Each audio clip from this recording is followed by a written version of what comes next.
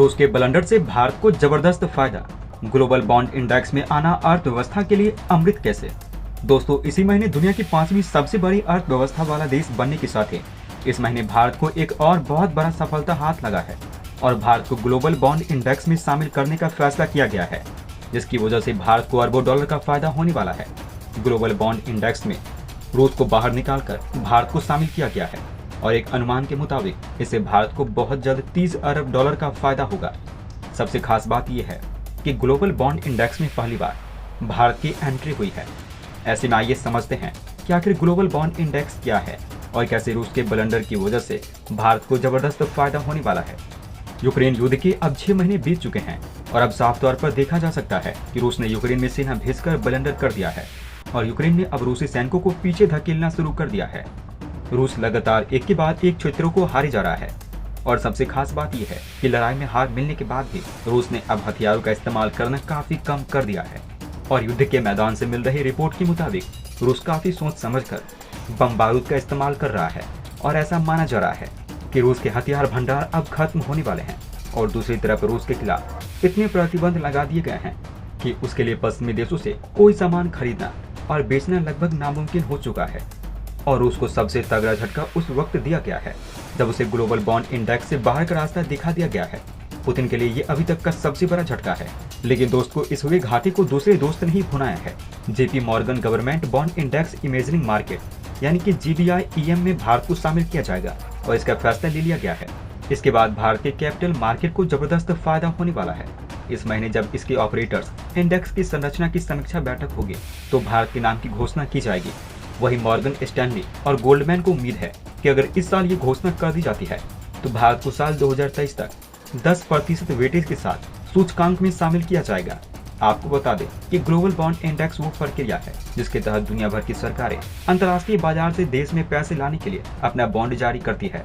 इसे एक तरह का कर्ज कह सकते हैं कि अंतर्राष्ट्रीय बाजार से दुनिया भर की सरकारें, जिनमें अमेरिका, जापान, चीन और रूस जैसे कई देश हैं, वो अपना बॉन्ड जारी करती है और अंतर्राष्ट्रीय कंपनियां उस बॉन्ड को खरीदती है और बदले में कंपनियों को ब्याज मिलता है।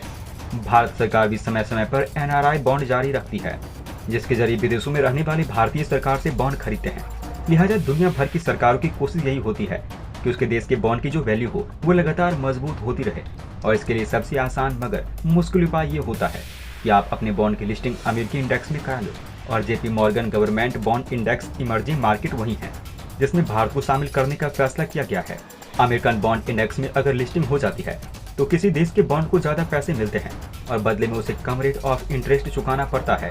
और अमेरिकन बॉन्ड इंडेक्स में नाम आने के बाद देश की अर्थव्यवस्था में कैश फ्लो लगातार होते रहता है, जिससे देश को काफी फायदा होता है। वहीं अब यूक्रेन युद्ध के बाद जब अमेरिका और यूरोपीय देशों ने रूस के खिलाफ दर्जनों प्रतिबंध के ऐलान किए हैं और उसे इंटरनेशनल ट्रांजैक्शन सिस्टम से बाहर कर दिया है, तो फिर JP Morgan government bond index emerging market ने भी रूस को अपनी लिस्टिंग से बाहर करने का फैसला किया है। इसके साथ ही रूस की दूसरी सबसे बड़ी गलती ये थी कि उसने अमेरिकी निवेशकों को उसके बॉन्ड के बदले पेमेंट करनी बंद कर दी थी, जिससे निवेशकों को भारी नुकसान उठाना पड़ा है। लिहाजा रूस को बाहर निकाल दिया गया है। रूस के बाहर निकलने के बाद जो खाली स्थान बना, तो फिर जेपी मॉर्गन ने सोचा कि उस खाली जगह पर किस देश को लाया जाए और फिर भारत उसकी सोच में सबसे पहले आया।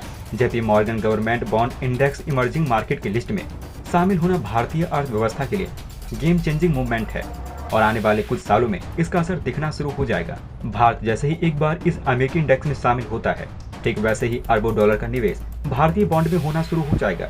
इसे इस तरह से समझिए कि अगर भारत सरकार को भविष्य में अपने किसी प्रोजेक्ट के लिए पैसे जमा करने हैं, चाहे वो हथियार खरीदने के लिए हो या फिर किसी और प्रोजेक्ट के लिए, तो ऐसे में उसे बॉन्ड जारी करते ही अरबों डॉलर हाथ में आएंगे।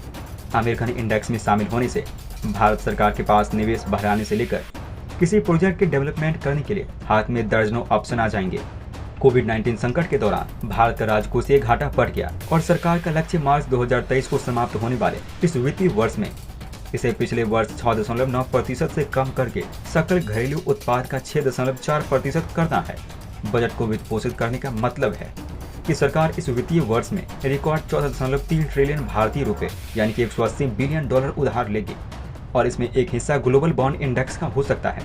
वहीं भारत सरकार बाकी पैसे जुटाने के लिए इंडियन सिक्योरिटीज के विकल्प के साथ ही आगे बढ़ सकती है।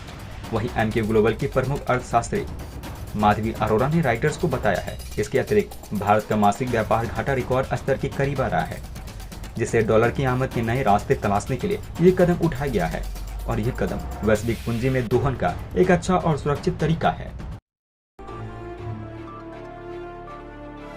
सुनो, चैनल को सब्सक्राइब करो, उसके बाद घंटी बजा देना ताकि अगली वीडियो आपसे मिस ना हो पाए।